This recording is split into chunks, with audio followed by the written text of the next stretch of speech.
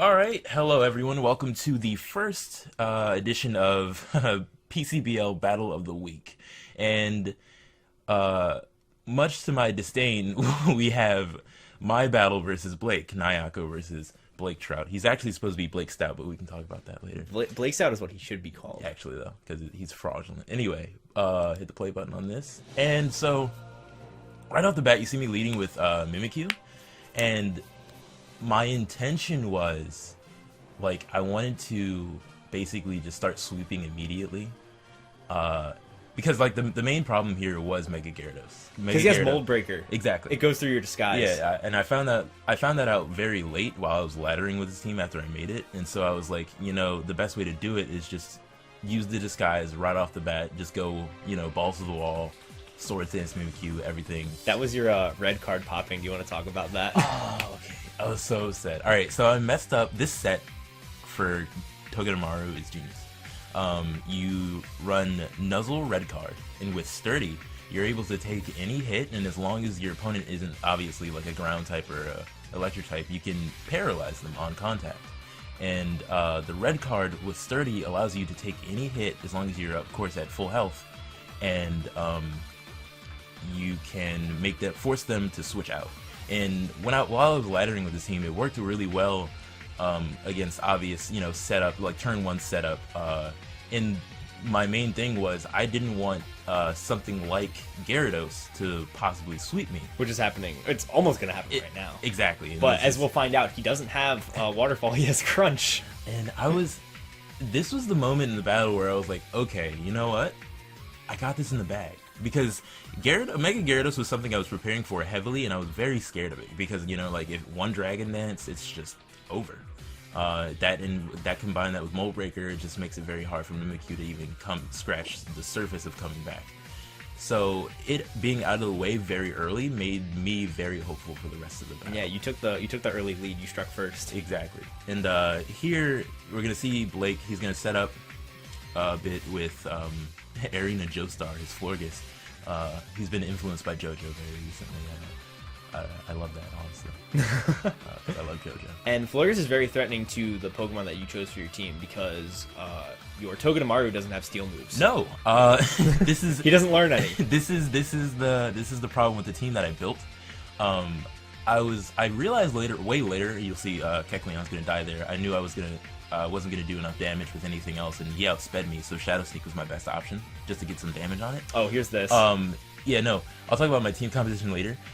There, I was over predicting, and I think I was thinking that Blaik would switch out, fearing the poison jab from Girder, and go straight into like Heatran. So I used a fighting move, but instead it just completely backfired on me. And Blaik, he stuck to his guns. Is smart enough. He didn't, take the bait, and he moonblasted me. But I mean, luckily you knocked out the Florges right there, which is a big threat gone for you. Yeah, I struck back pretty quickly, and from here, Greninja picks up a few kills. Burns the Armaldo, which is good for me, very good for me. He gets Rapid Spin off, which doesn't really matter this late in the game. Yeah. Because he has Heatran, Komodo, Jolteon, they're all not really hurt too badly by rocks. But now that I think about it, the way things went down, maybe it could have helped a bit. Yeah. Because as you'll see, it comes down to just Heatran and Mimikyu, and Shadow Sneak's not enough to kill it, but maybe it could have been enough if rocks were up, because it would be a neutral hit to rock. Here you'll see me kind of bluff a few plays with Togedemaru. I'm surprised he lived that Volt Switch, to be honest. I was too. I was definitely going for the sack there. But here I'll have him live a bit longer. I was scouting. This is where I figured out his Heatran was Scarf. I had a feeling like that he was in the first place because he switched in Heatran a few times. Did he switch in earlier? I'm not sure. I believe he did. Yeah, okay. Anyway, but no, this play right here, that's what solidifies the fact that he had a Scarf. Yeah, because you knew he switched out on Right. the Greninja. You knew he had to be Scarfed and locked in. Exactly. So saying that, I just stuck to my guns, go for the Scald, assuming he wouldn't stay in, but whatever he comes in doesn't really want to take it. So Komodo goes down to this Ice Beam. Komodo does nothing this game. Yeah, he kind of just gets bodied loud and clear. That's it. And he brings out Heatran. and this is the scarf moment, and this is where I probably could have switched into Pinsir, or I could have popped the disguise on Mimikyu early. In which case, I probably would have been able to get a guaranteed amount of damage on the Heatran with Mimikyu because I had a Focus Sash along with the disguise. But instead, Greninja's gonna go down, and that hurts me. That hurt me hard, honestly. That's probably where I lost the battle.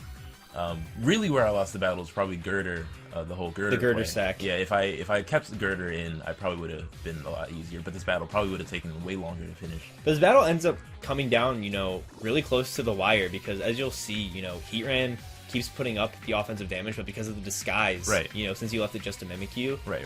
It really could have come down to you just getting a crit with Shadow Claw. Yeah. Sealing the game. And see, that's another mistake I make with Mimikyu here. I was thinking that maybe Shadow Claw could be enough since I was on an Adamant nature. And no, I might have been Jolly. We'll check later, it doesn't matter. So the disguise pops, I go for Swords Dance, and the crazy part is here, it doesn't knock me down to Sash. Which, I mean, I wasn't expecting it to. I wasn't, banking on that. But I go for Shadow Claw, obviously not enough. And from this range, Shadow Sneak doesn't do it either. But see, I think if rocks were up, maybe I would have been able to clutch it out. But I didn't. First loss, not too bad. 1-0. Keep my differential even. Puts me in 4th place in my division. Yeah, you're 4th place in the division. I don't know what you are overall. Yeah. But that kind of puts you in a decent spot. The fact that you only lost 1-0 because right. there were 4 5-0s in week 1. 4 5-0 wins and losses, so yeah. It puts you in a good position. Yeah, and again, I want to take a second to talk about the whole Togedemaru situation. I drafted it for Steel moves, and I didn't realize that he does not have any. And this is my fault, of course. I didn't do the research because he wasn't in my original draft plan. I wasn't. I think Delmise got taken. Yeah, you wanted Delmise. I wanted Delmise desperately, but Cold Weather, he sniped it from me. So I was thinking, what's a Pokemon that's fairly new, no one's really going to know what to do with, and it's a Steel type, and it has good Steel offenses. And right off the bat, I instantly think Togedemaru. And as I say it, no, I take Togedemaru, and right after that, I start looking at its moveset. I should have done that prior. I learned that it doesn't learn a single offensive Steel move. No Iron Head, no Smart Strike, Not no even Metal Claw. I was dumbfounded that it didn't even get Smart Strike. So that news did suck for me, but I was gonna stick with it. Togedemaru is not a bad Pokemon, I said in my head, and we're just gonna run with it. And so I did, and I came up with this beautiful strategy. The red card is... See, it's funny. Okay, so I actually helped you team build. You did, yeah. And I threw out red card as a joke. And I was like, hold on, we could totally do this. Because I saw the Sturdy and then the Nuzzle, and I was like, bro, this is happening. It's actually a pretty cool strategy. And it works really well. And it works pretty well on ladder, honestly. So if you want to try that, you totally can. But yeah, that's the best battle of week 1, as we would like to call it, I suppose. And we're gonna have one of these each week, highlighting probably the best battle in our opinions, at least. If you want to check out all the battles, they're on the PokeCast website. Yep, www.pokecast.net.